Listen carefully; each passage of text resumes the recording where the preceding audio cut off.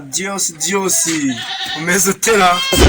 ako se ndahenda nibarisha ngo umeze ute niwe ko ejo bundi waguhomaguye naho akabona umunara wazuru wanyanimbwa gira ikikuzanye ugabanya amagambo aha reka nceceke ndumva inkoni zarakugeza hafi haga ubuzima w'inyamaswa n'amatwi ameze nk'ay'inzovu gusa kukubwira gutyo nibyo bitumye wijima utyo ariko mbega imirabyo ari ngo ntibagukomye aha ndamaze wambwa gira ikikuzanye ugabanya uwo muntu aha urumva birenze karenge birinde simana uranukiye hanyuma se njyewe urambaze wagize ngo sinibyo nengeye kukubaza ariko ntabwo wansobanuriye neza ahubwo bagusyonyoreye urongeye kandi kunsezereza ndakunyuzamo iki ndagutogose intoryi kasha sori nongera kugusesera niwongera kunsesereza ndakumanika mu giti kiri hariya serious seriye nyine siko bya bintu ari seriye ngaho mbwira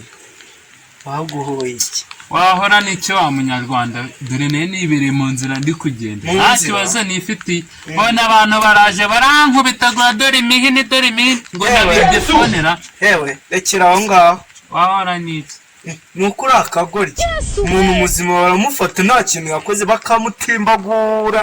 uri akagoryi urongeye kunuka kandi nari kujije reka nze nkwereke nari nabikubwiye ko ndi bukumanike reka nari nabikubwiye ko ndi bukumanike urabona igihe wari wampereye hamwe bamanitse genda sha ariko nawe uzamanikwa n'iminsi